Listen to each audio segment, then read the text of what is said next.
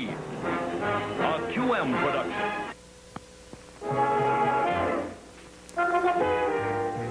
Tonight's episode, The Compulsion to Confess, starring Leslie Nielsen, co-starring Harold J. Stone, John Lascelles, Sidney Pollack, with special guest star Telly Savalas.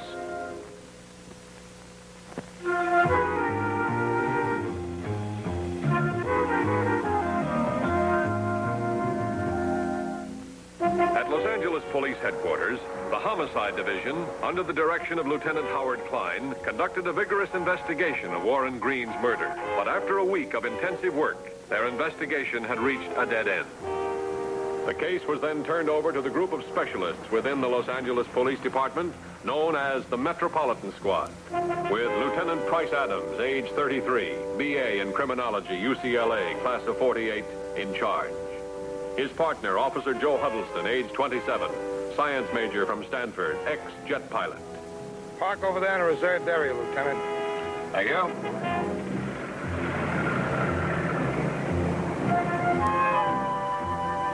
Adams and Huddleston, part of the elite team of 80 policemen set up as the fluid, intelligent, and tough Metro Squad. Men of the new breed.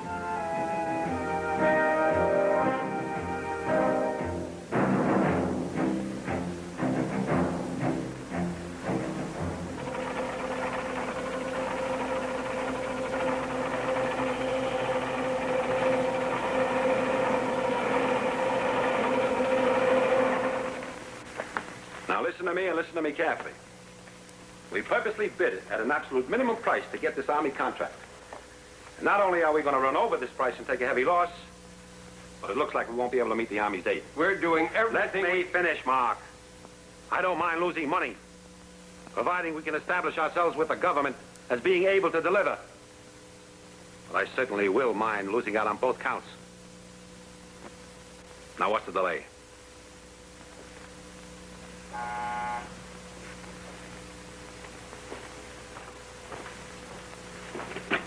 Yes? Lieutenant Price Adams is here, sir. Send him in. Yes, sir.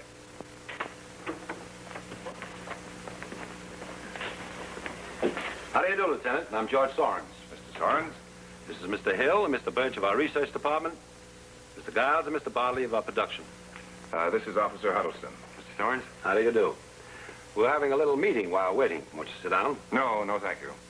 I understand that our homicide division has been through this pretty thoroughly, but there are a few things I'd like to go over again. In our business, we're used to going over things again and again, Lieutenant. Good.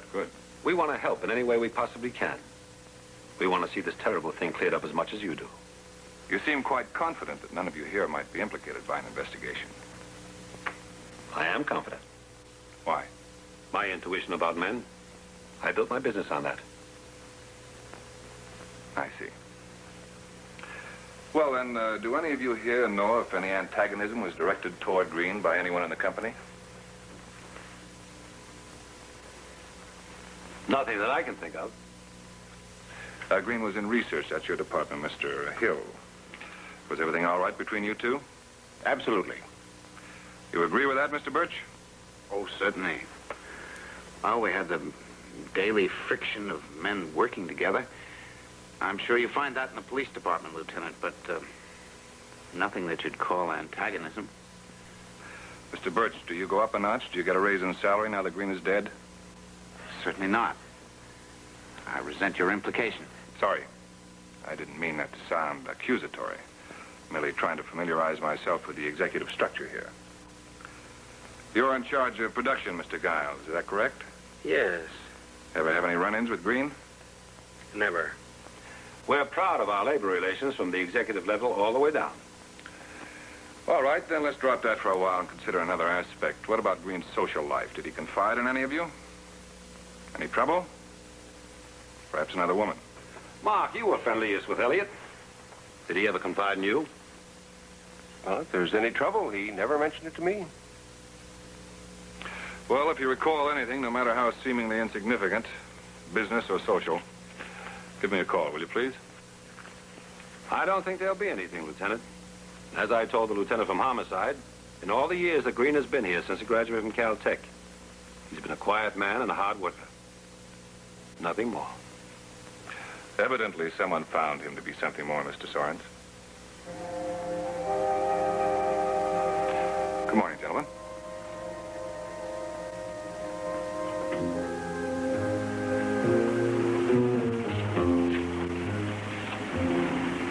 Bryce Adams and Joe Huddleston drove from the Sorens Electronics Company to the Pacific Palisades. There, on Amalfi Drive, was Elliot Green's home and his widow.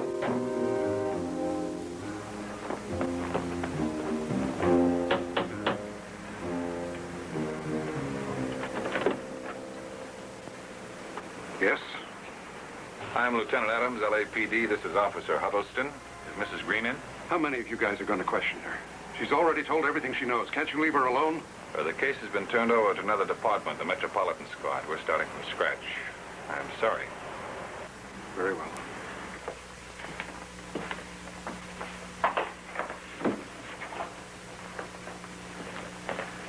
Two more police officers, Amelia. Mrs. Green, I know the strain you must be under. I'm sorry, but we have no choice. I understand. It's all right. Mr. Hedera is my brother. Mrs. Green, did your husband ever discuss his work at the plant with you? Only in a general way. A hard day. A good day. A hard day. Did he ever mention what made the day hard? Not specifically. I wouldn't have understood. My husband was an electronics expert. I wouldn't even know what makes a toaster work. Was there anything of a personal nature that you might tell us that could possibly help us? Did your husband drink or gamble or... Now, wait a minute, Lieutenant. Elliot Green was a fine man. A loving father and a loving husband. Well, thank you, Mrs. Green. That's all. I'll see you out.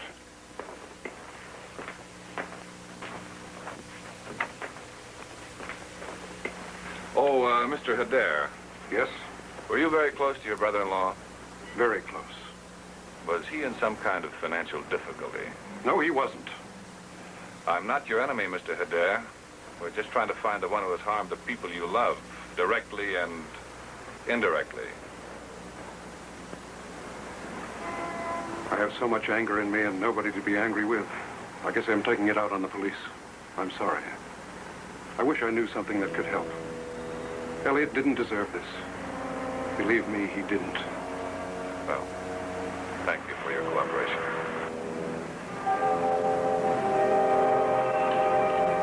It'll work too, Price. Well, let's see. Vince and Pete ought to have completed that list of Green's relatives and friends by now. Head for that hamburger spot in La Cienega. Beverly Hills? Yeah.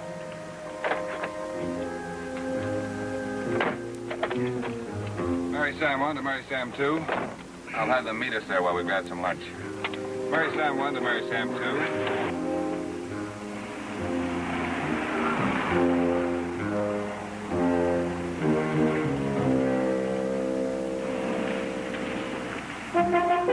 At 12:35 p.m., Sergeant Vince Cavelli, 35, a Marine veteran and expert in arms, and Officer Pete Garcia, 26, a graduate of the United States Army Language School, arrived in Beverly Hills to meet Adams and Huddleston. Cavelli and Garcia had broken down the list of the murdered man's relatives and friends into geographic areas. Bryce Adams split the assignment in half, and the two teams of the Metropolitan Squad separated to pursue the Green murder investigation.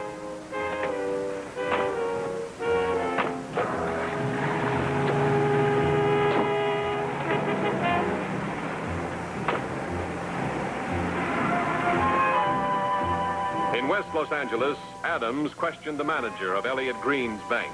Isn't it possible that he might have discussed a loan with one of your other men? Mr. Green was a personal friend of mine. I took care of all of his banking business. You never meet a nicer guy.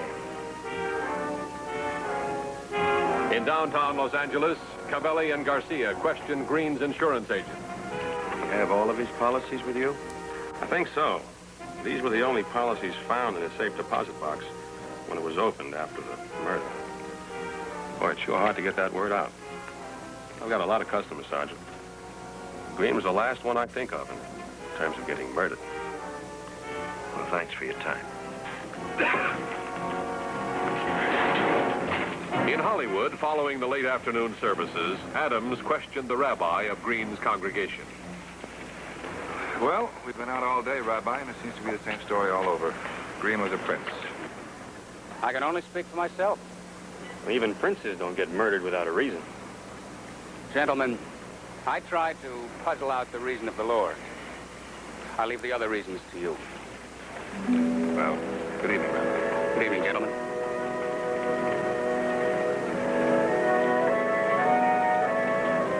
At 11:30 p.m., Captain Keith Gregory, the commander of the Metro Force, joined his men who were collating the Green murder facts to date. Have you come up with anything? We've come up with a model citizen. Any neighborhood in the country would be delighted to have a man like Elliot Green living in its midst. That's all, huh? There isn't even anything we can distort into a motive at this point. You want it officially? Shoot. We're stuck.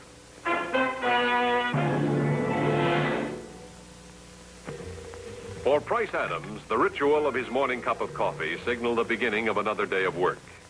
On the second day of the Green case, Adams spotted at a nearby table the consultant psychiatrist of the Los Angeles Police Department, Dr. Buel Reed. You mind if I join you, Doctor? Not at all. Sit down, Price. You remember that old Bill Malden cartoon, the GI saying, "I'm not worth a darn without my coffee in the morning"? Should have that tattooed right up here on my forehead. Keeping you busy? If you're busy, sooner or later I get busy. Is there something troubling you, Price? Just wondering if you have a few good motives lying around. I could use one. The Green murder. Yeah, we're batting zero. You've probably made some hits you don't know about. For instance? I assume you've poked around Green's relatives, friends, associates. Yeah? The chances are that you've already made contact with the murderer. Well, I'd hardly call that a hit. It'd be more like an error if we passed him by. If you've made contact, the murderer hasn't necessarily passed you by. How do you mean? Guilty parties usually have what we call a compulsion to confess. Yeah, go ahead. A common compulsion. The guilt-ridden unconscious demands justice. Well, I wouldn't say that the Green murderer has this compulsion going for him.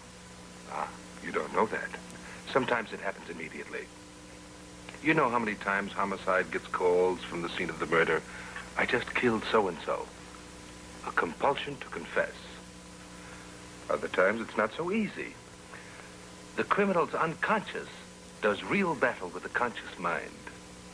The compulsion is then worked out very subtly, but the struggle is usually still going on.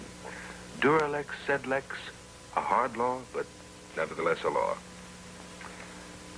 Perhaps your questioning would serve as a positive catalyst. Jar the murderer into some sort of action which would enable you to apprehend him. Well, I could use some help from someone, even a murderer. At any rate, Doctor, I feel much better about this thing. Thank you. It's not me, it's the coffee. Thank you, Doctor. Price, what's next? Let's get out to that Soren's plant. I'm going to take those executives on one by one. Upon Adams' arrival at the Soren's plant, he questioned Mark Hill, the head of research. When Adams had completed his questioning of Hill, Chris Birch, Hill's assistant, took Adams and Huddleston to the assembly floor of Soren's, where Henry Giles, the executive head of production, was talking to Austin Rogers, the foreman of Soren's Electronics, who worked directly under Giles' supervision. Hill, Birch, Bartley, and I worked all night. These specifications are letter perfect. My production plan is perfect. Now, there must be something wrong on the floor, Austin. In a pig's eye. Look, you can tell me you checked these specs until you're blue in the face. I don't care. I'm telling you something's wrong. They're faulty. The fault is not in the specs. And heads are gonna roll around here if we blow this project. Are you threatening me? I am... Look, don't play pass the buck with me. Now, I am willing to take any rap that's coming to me, but not somebody else's. Calm down, Austin. What do you mean, calm down? I've broken my back over these things. And now you come around after sitting in that plush executive suite and tell me that heads are gonna roll. Well, it's not gonna be my head.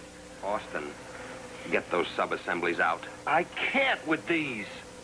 Look, you tell Mark Hill to take these plans and... Is that all you've got to say? I've got plenty to say, but you won't listen to me. Why don't you listen to what I'm telling you? Why don't you listen to me? This isn't going to get us anywhere. I'd like to have a few words with you, Mr. Giles. Can't you conduct your investigation after business hours? We have work to do at this plant. I conduct my investigation as I see fit, Mr. Giles. I'll be in the clean room in 5 minutes. I'm warning you, Giles, lay off of me. I'm not going to be your patsy. It'll be all right, Austin. Just the daily friction of men working together. Isn't that what you said, Mr. Birch? That's all it is, Lieutenant. Where's the clean room? This way.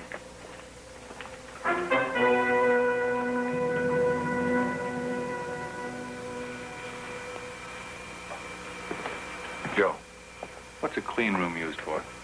Well, it's a pressurized room used for checking out very delicate instruments.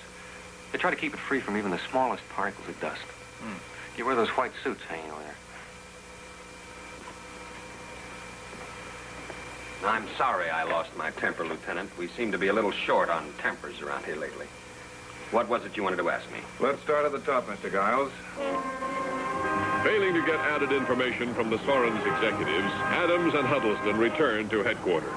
A radio call revealed that the murder weapon was still unidentified. At 8:25 p.m. in the Sorens clean room, specifications were still being checked by Warren Giles. I thought you'd gone home. No. I had a few things to do. You on anything? Not a thing. Unless you can call finding the cause of the delay a thing. Are you sure? Positive. Come here, take a look. Do you remember when we were discussing this new triggering system a long time ago? We agreed that it would be necessary to use magnetrons. Yeah. No. Magnetrons weren't specified. What do you mean? Here, magnetrons. Klystrons are automatically substituted for magnetrons unless no substitution is penciled in. They're usually interchangeable, and klystrons are so much easier to fabricate. But in this case, only magnetrons can keep the oscillators stable. Magnetrons were not specified, and the klystrons that were substituted for them are making the oscillators unstable. It's as simple as that. Oh, you know, I think you're right. Bet your life I'm right. No. You bet your own life.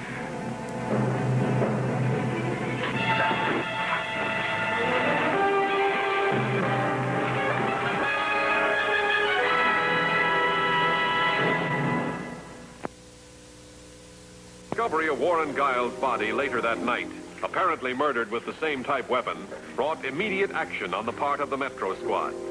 Following consultation with Homicide, Price Adams had sent Cavelli and Garcia to pick up Austin Rogers. And at 1:45 a.m., Austin Rogers entered the Metro Squad room. Sit down, Mr. Rogers. What's this all about? Sit down, please.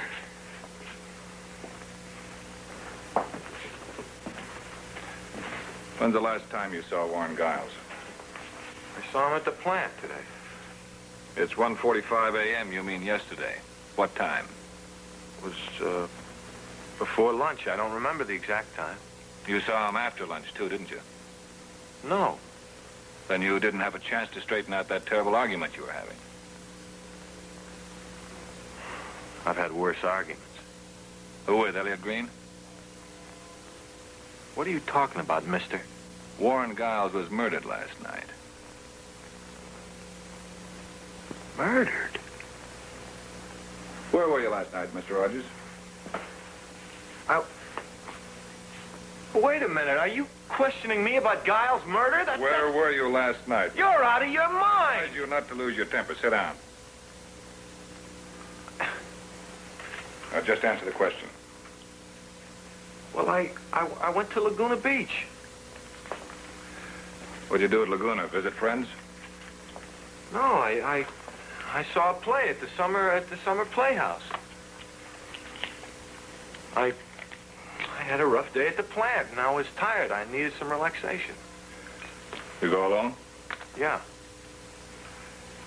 At the last minute, the babysitter couldn't get there, so my wife said to go on alone. She knew how bushed I was. Anyone see you there? Anyone you knew? No. What time did you leave Los Angeles to go to Laguna? Quarter after 7. What time did you return? Your men were waiting for me when I got home. What's the name of that play? The Party. What's it about? It's a comedy about a guy who's got 2 girlfriends, and he keeps them both on the hook. And then there's this third girl who helps him out of jams with the other 2. You know, she sticks up for his lies. In the end, he goes for the third girl. How'd you know about that play? My wife read a review in the Sunday theater section. We like plays. I go down to Laguna a couple times a year. Sometimes I even go to La Jolla to catch a play. Your wife read a review. Then it must have told the same story about the play that you just did. I guess so. It's the same play. You can't tell a different story. You didn't have to go to Laguna, and you could still tell me what the play was about. Couldn't you? But I'm telling you, I was at Laguna. You got your stub? Sure.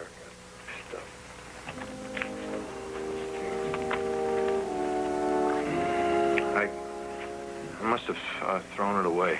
What about your program?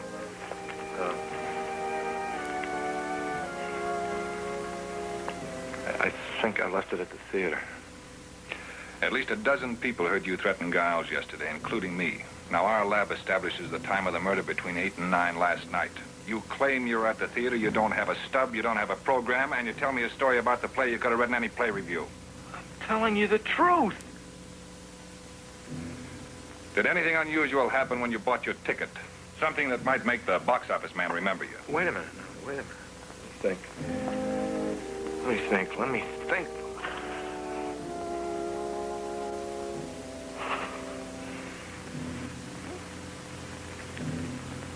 No, I just bought my ticket, that's all. Anything happened during the performance? Something special? Something you could tell me that we could check out to prove you were there?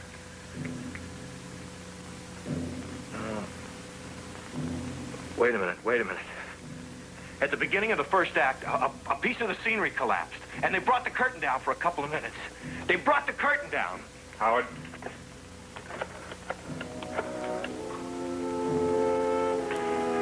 Give me the number of the Laguna Beach Playhouse. Price Adams placed a call to the emergency number of the Summer Playhouse in Laguna Beach.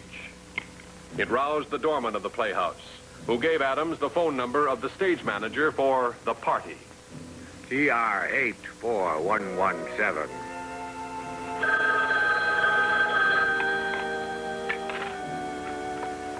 Hello? This is Lieutenant Price Adams, Metropolitan Squad, Los Angeles Police Department. Well, what's the matter? Did anything happen during the performance last night to stop the play? Thank you very much. Sorry to bother you.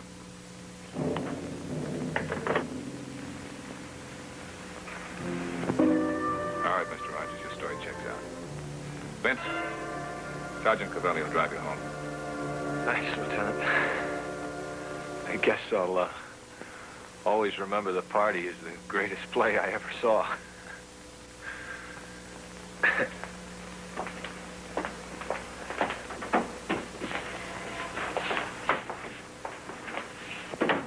Nothing? Not altogether. At least we had the good feeling of having a genuine suspect for a while. Well, might as well go on back to homicide and eat a stolen apple with the rest of the boys. Good night, skinny ones. Night, Howard. You plant tomorrow? Bright and early. The following day, the arduous job of checking out Henry Giles' murder began. Price Adams painstakingly questioned the president. No, I'm sorry. The executives, Hill, Birch, and Bardley, and numerous workers at the plant. While Cavelli and Garcia questioned the bereft family and friends of the dead man. The results achieved in the investigation of Warren Giles' murder proved to be exactly the same as they had been in the Green investigation. Entirely negative. Not a thing. What about the possibility of sabotage? It's a government project. No, Captain. I talked to the FBI and the Army about that possibility. They rule it out. Neither Giles nor Green were indispensable. They're just part of the team at Soren's. And there are other men out there who can carry on their work. You mentioned something to me about a production delay. That was going on before Green's murder. Kind of a bottleneck. I see. Well, let's face it. It looks like a psychopathic murder is loose at Soren's. Well, that's what we've been working on, questioning all the employees out there to see if there's any chronic complainer or particular crank, someone who might be bitter against the company. And? So far, nothing. Of course, we still have a couple of hundred to talk to. Anything else? Just that I'd like to stop saying no to that particular question. On the fourth morning of the Metropolitan Squad's assignment to the Green murder, Price Adams entered Dr. Buel Reed's office. And the next thing I remembered, I was just standing there with no clothes on.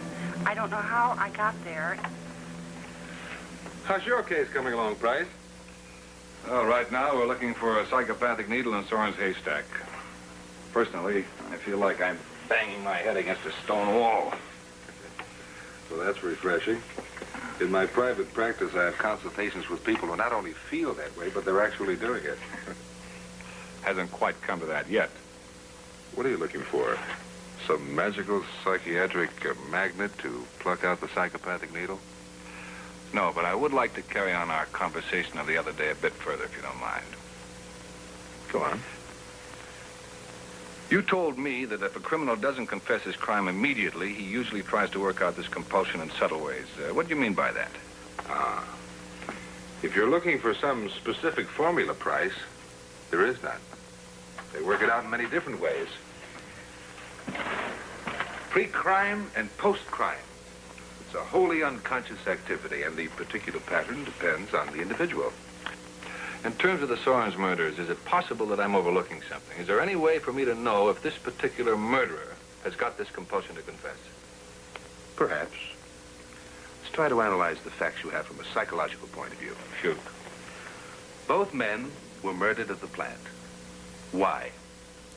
Warren, assuming the motivations for the murders were in some way connected with some plant activity, wouldn't it seem, at least on the surface, more desirable to kill both men away from the plant? Yeah, but where does that lead you? It leads me to the conclusion that the murderer is a member of Soren's establishment, and that he committed both murders there because he has a desire to keep coming back to the scene of the crime. Isn't that a rather worn cliche, Doctor? Not at all. In the area of compulsion to confess, the criminal is most likely, in his own unconscious, to be apprehended where the crime was committed. You buy that? My first purchase from the unconscious. Oh, but how do I utilize this information, Doctor? I have been going on the assumption that the murderer is a member of the Soren's organization, and I've questioned practically everybody, but I'm still at a dead end. Well, that's why we still use police, Price, and not psychiatrists to catch criminals. What I've said is not a panacea for police investigations. It's merely another tool to use along the way if the situation warrants it. Well, thank you, Doctor. Let me know what happens. I will. And then there were a lot of people around me yelling and screaming.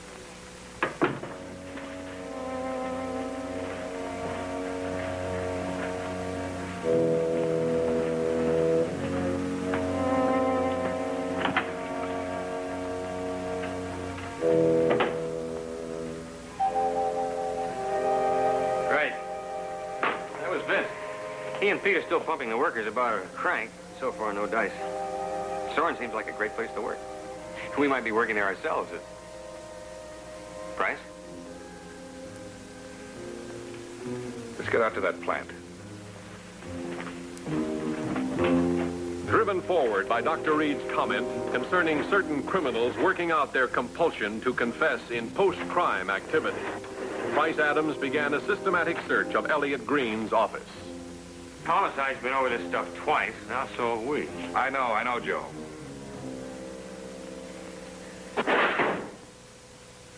Let's check Giles' office again.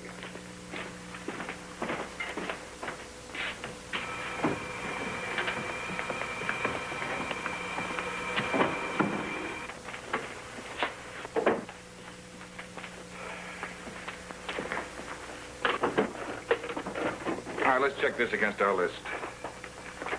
Pen. Pen. 4 pencils. 4 pencils. 2 erasers. 2 erasers. Stationery. Stationery. Clips. Clips. Just what is it we're looking for? A message, Joe. 3 loose-leaf binders. 3 loose-leaf binders. What kind of a message? I don't know, Joe. I won't know until I find it. Bottle of ink. Bottle of ink. Envelopes. Envelopes. Desk keys. Desk keys. Pencil sharpener. Pencil sharpener. Leaves of grass. Walt Whitman.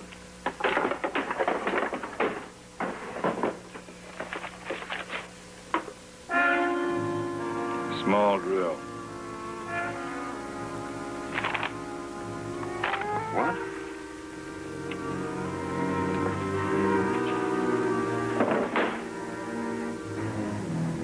Small drill. When did that get in there? A murderer put it there, Joe. It's a murder weapon and a message. What message? The conscious message is the police have been through here twice, so this is a safe place to hide it. But more important, we got a direct wire from his unconscious. All right, I'll bite. What does this say? Get me. I want to give myself up. The precision hand drill was put through a series of tests by the crime laboratory of the Los Angeles Police Department. No. There isn't a trace of blood, Price. And all the prints are obliterated. Thank you, Mike. Right. There's got to be more to this. There's got to be. I got hundreds of them at the plant. Willeen Corporation. Get on the telephone to Chicago. Find out when they sold this one to Soren's. Serial number's in the back. Right.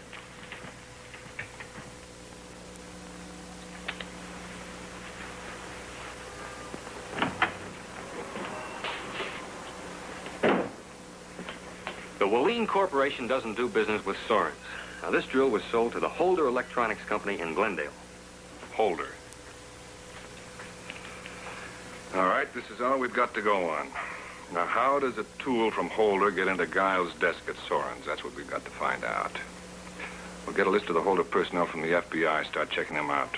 See if there are any men working there who knew Giles or Green. I don't care where they knew them. School, socially, anything. Just check them all out. And keep it quiet. Give me the FBI office, will you?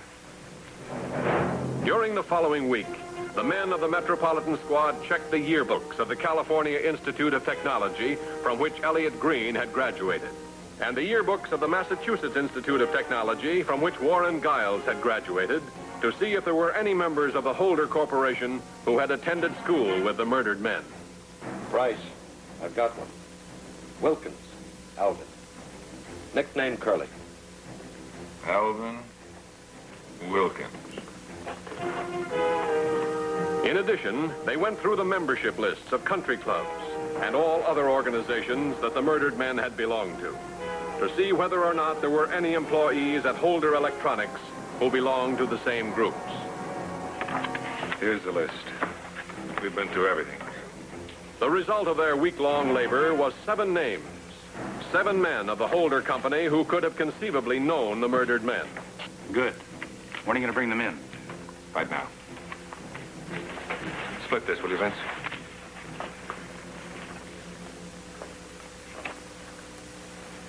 Yes, I knew him. He was a member of my club. Were you very friendly? No, I talked to him a couple of times. Did the same kind of work, electronics. You ever see him outside the club? Never.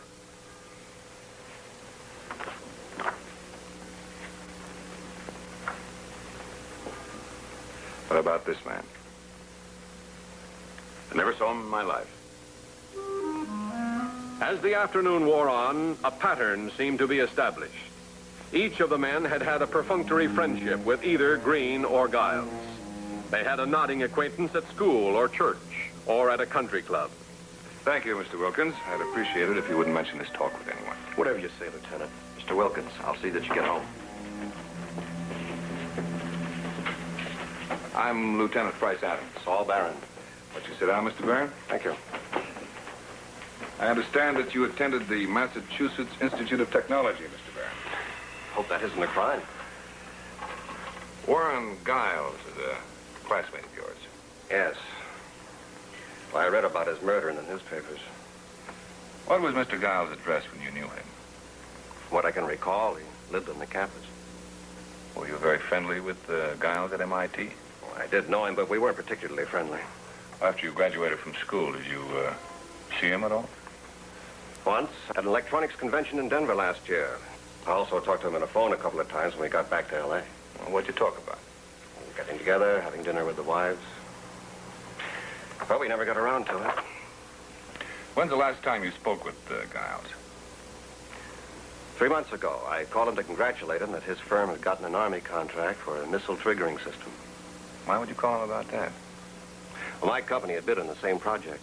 They beat us out. I kidded him about it. I asked him how they proposed to build the triggering system at the price they had submitted. I remember I asked him if they were going to use erector sets to do it.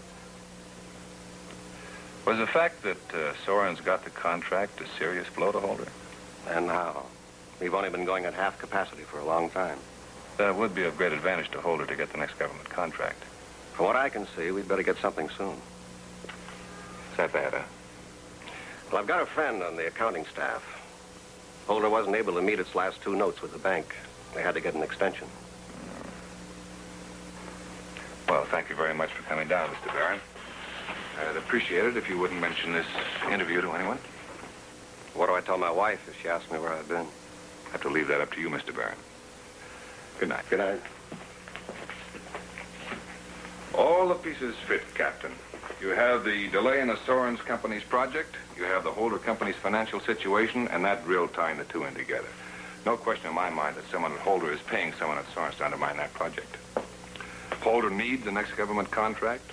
Soren's doesn't stand a chance if they come in late with this one. So Giles and Green both must have found out who or what was causing that delay, and that's why they were murdered. The whole thing would be a lot easier to swallow if we were talking about 2 rival gangs. The Holder Company is a respected member of the business community. Nevertheless, I'm still positive that what I say is true. Holder is the only other company that can handle that kind of contract. Have you any idea as to who it might be at Holder? It's got to be someone near the top. Someone who stands to lose a good deal if the company goes bankrupt. What about the accomplice at the Soren's plant? That's got to be someone who's in a position to sabotage the project. I'll talk to Soren's about that. You have a plan, of course. We can't go around making wholesale accusations of this sort. I have a plan. Later that night, Bryce Adams met with George Sorens at Sorens' home in Bel Air. Drink? No, thank you. I can't believe it. Not Holder. Well, Mr. Sorens, you'll find desperate, incompetent men in everything. Just because this strikes close to home, that's no reason for you to close your eyes to it. And what do you want me to do?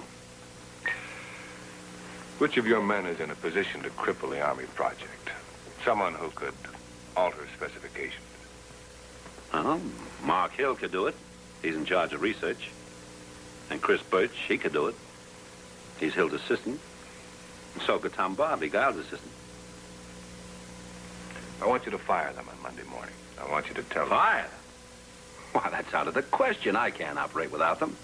Mr. Sorens, do you call what's happening now at your plant operating?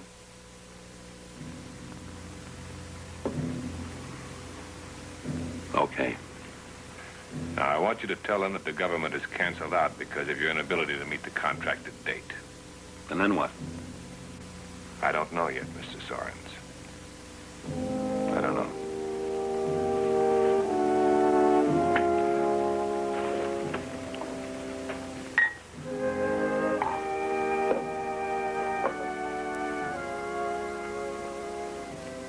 On Monday morning, pursuant to Price Adams' instructions, George Sorens fired Mark Hill,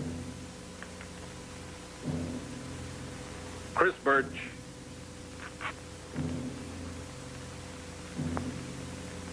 and Thomas Bardley.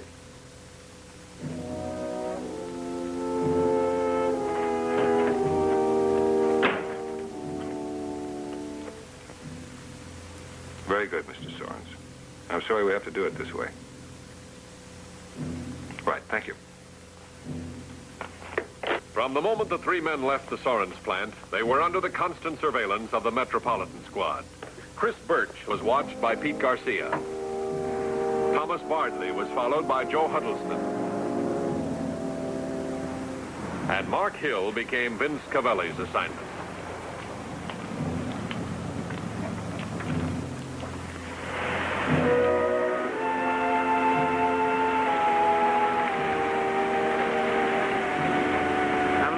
See Mr. Holloway.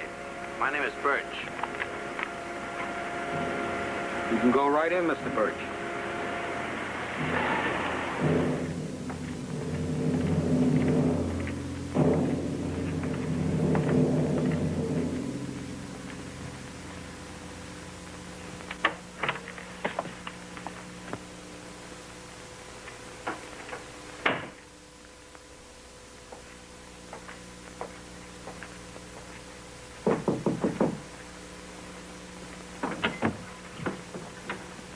Hello, Mr. Holloway.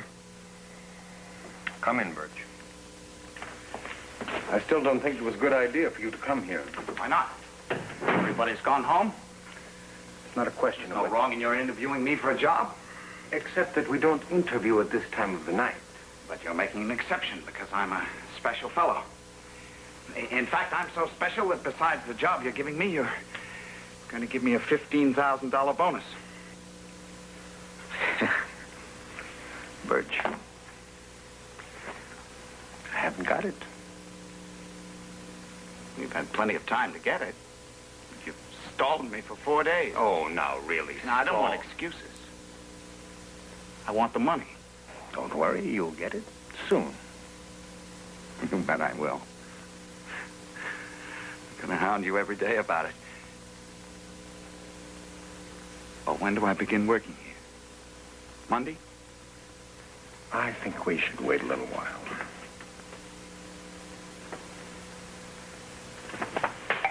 What is this? You promised me $15,000. And the job is head of research here. If Sorens didn't meet its government obligations. Well, it didn't meet them thanks to me. Now, you better meet your obligations to me.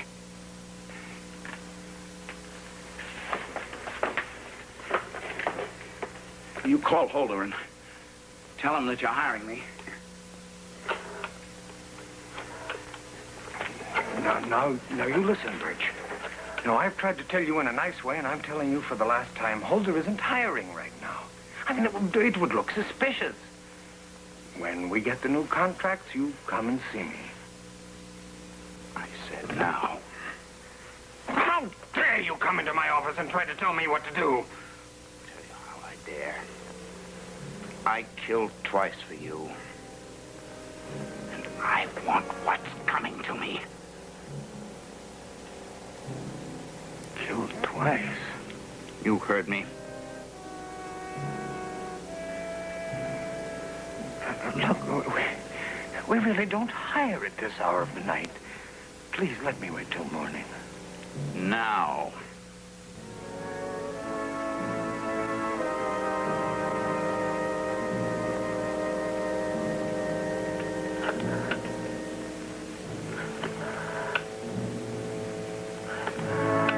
He'll know something is wrong. Birch, be reasonable. I don't want to be reasonable. I've don't have to be reasonable. Just wait till morning. Are you going to dial, or do I have to kill you, too? You're under arrest, Birch, for the murder of Elliot Green and Warren Giles. You keep away or I'll kill him. I mean it. I'll give you 5 seconds to get out of here.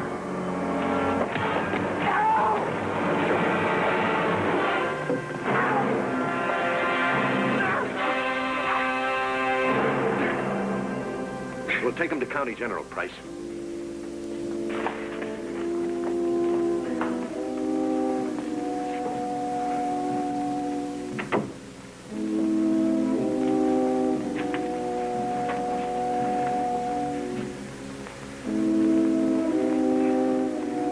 I didn't tell him to kill. I didn't know anything about the murder. I swear I didn't. Your sense of morality eludes me. You're quite willing to destroy Soren's entire life's work without a qualm. But you didn't tell Birch to murder. Let's go.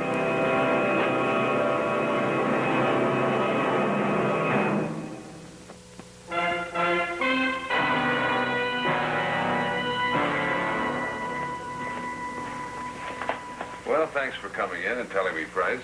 Not at all, Doctor. You know, the thing that always puzzles me about men like Holloway? He still feels he's innocent of any crime. Well, that's really not too hard to understand.